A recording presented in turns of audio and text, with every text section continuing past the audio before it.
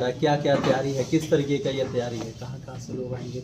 जी, सबसे पहले आप सभी लोगों को साधुवाद और धन्यवाद इस बात का कि आप लोगों ने अपना समय दिया इस भव्य आयोजन को कवर करने के लिए। जैसा कि विदित है कि 11 तारीख से 11 तारीख को 11 बजे से ही ये प्रोग्राम स्टार्ट हो जाएगा। महामहिम कुलाधिपति महोदय इसकी अध्यक्षता करेंगे और कई वर्षों से जो लंबित डिग्रियां हैं, कई वर्षों से लंबित, मैं इसलिए कह रहा हूं कि सेशन यहाँ पर सुचारू रूप से ठीक नहीं था। आज की तारीख में ये कहा जा सकता है कि वीर कुंवर सिंह विश्वविद्यालय अपडेट हो चुका है और अब तक के जो जितने भी वर्ष हुए हैं सबकी डिग्री एक साथ दे दी जाएगी। इसके बाद एक रास्ता ये भी निकलता है, इसके बाद जो भी वाइस चांसलर महोदय लोग आएंगे वो प्रतिवर्ष कन्वोकेशन करा सकते हैं, कहीं कोई बाधा नहीं होगी। ये एक महत्वपूर्ण बात यही है कि ये मेरे ख्याल से ये ऐसा अंतिम कन्वोकेशन होगा जिसमें एक साथ कई वर्षों की डिग्री दी जा रही है। इसके बाद रास्ता बहुत ही साफ हो चुका है कि प्रत्येक वर्ष डिग्री दी जा सकती है। प्रत्येक वर्ष सर मेडल और डिग्री दी जाएगी इसमें? वो अभी आपको प्रेस रिलीज में दे दिया जाएगा। वैसे 145 गोल्ड मेडल की बात है और बाकी पीएचडी, और अब मेरे ख्याल से 60-70 हज़ार तो वो भी बच्चे थे जो कि जिनके पास ओरिजिनल डिग्री नहीं थी, जो विश्वविद्यालय स्तर से लड़ाई लड़कर ही पूरे बिहार को लाभान्वित किया गया, वो भी बच्चे हैं। और ऐसे ही हर साल एक बात और बता दूं आपको कि यहाँ पे 1,06,000 की स्ट्रेंथ हुआ करती थी और 50,000 60,000 एडमिशन होते थे। लेकिन अब जो आगे के रास्ते ये भी बताएंगे, क्योंकि जो हर साल 50-60 हज़ार डिग्री जो मिलती थी, अब एक साल बाद वो संख्या 1 लाख के आसपास होती जाएगी प्रत्येक वर्ष। और ऐसा इसलिए भी संभव हो सका है क्योंकि हमने सेशन ठीक कर लिया है अपने सहयोगियों के दम पर और छात्रों के सहयोग से भी, और उसमें आप लोगों का भी माहौल ठीक करने में बहुत बड़ा योगदान रहा है कि आपने इस विश्वविद्यालय को हमेशा जिंदा रखा। हमसे कहीं कुछ गलतियां हुई तो उन गलतियों को हल्के से नज़रअंदाज करते हुए भी जो विश्वविद्यालय स्तर के लिए जो अच्छा हो सकता था, जो छात्रों के हित में हो सकता था, जो विश्वविद्यालय के हित में हो सकता था, उन सब में आप लोगों ने सहयोग किया। हम इसके लिए पुनः आप लोगों को साधुवाद देते हैं। सर कौन कौन लोग शामिल होंगे? जो आम लोग हैं वो कैसे आएंगे दीक्षांत समारोह में? छात्र छात्राओं का क्या? देखिए, बेसिकली छात्र और संकाय का ही होता है ये दीक्षांत समारोह।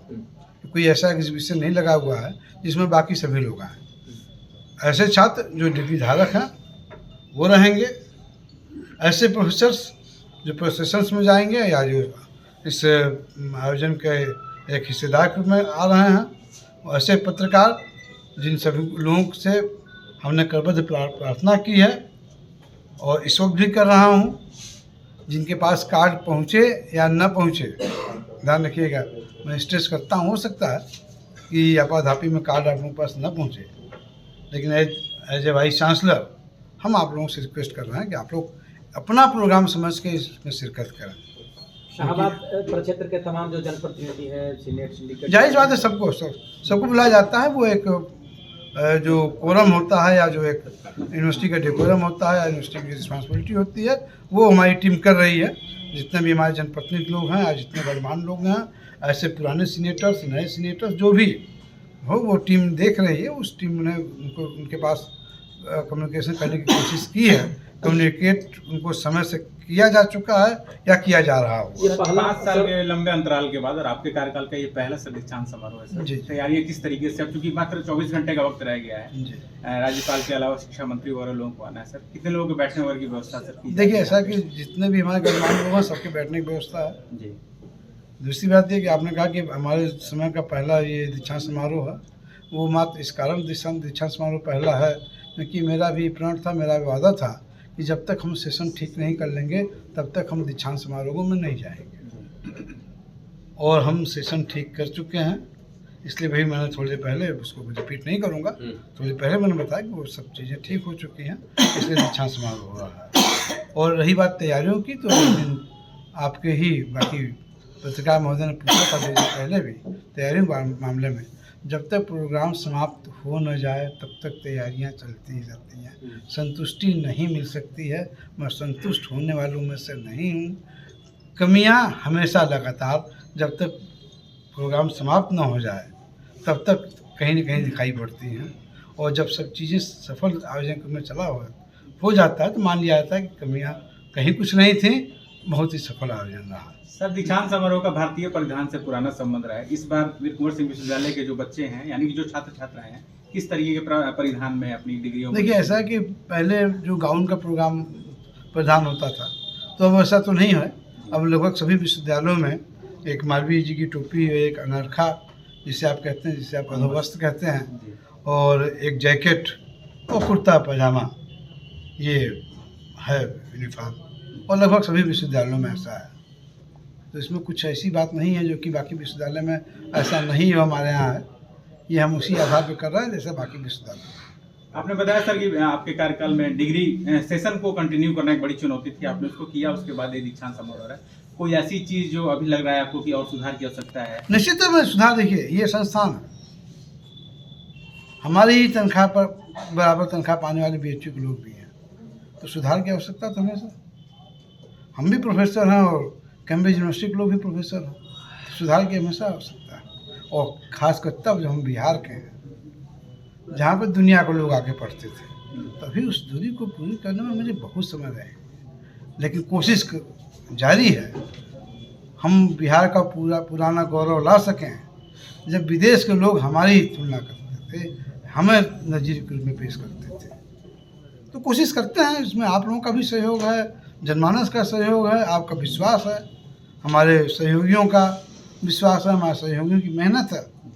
निश्चित तौर पर क्योंकि वीसी साहब नहीं जाके पढ़ाने शुरू करते हैं, ये वो शिक्षक और वो छात्र होते हैं, जिनके बीच में अच्छी रेपो होती है, तभी विश्वविद्यालय का नाम आगे बढ़ता है। अगर इनका सहयोग ना होता तो विश्वविद्यालय आज की तारीख में सेशन ना ठीक कर पाता, या जो भी आज की तारीख में आप मान चलें कि बिहार राज्य में इसकी एक अलग अहमियत है, एक अलग स्थान है इस विश्वविद्यालय को।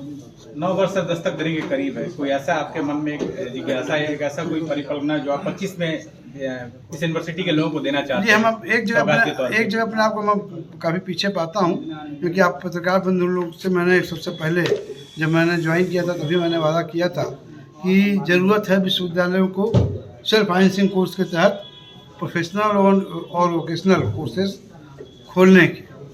इसमें अभी हम बहुत पीछे हैं, अभी कुछ नया कोर्स नहीं खुला है, लेकिन ये है जो पुराना कोर्स मेरा चल रहा था प्रोफेशनल MBA MCA, आपको जान के खुशी होगी, और मैंने बार बार शेयर भी किया है, और आप लोगों ने लगातार पेपर में अपने स्थान भी दिया है, प्रिंट मीडिया, इलेक्ट्रॉनिक मीडिया ने भी स्थान दिया है कि हमने AICTE से अप्रूवल ले लिया है।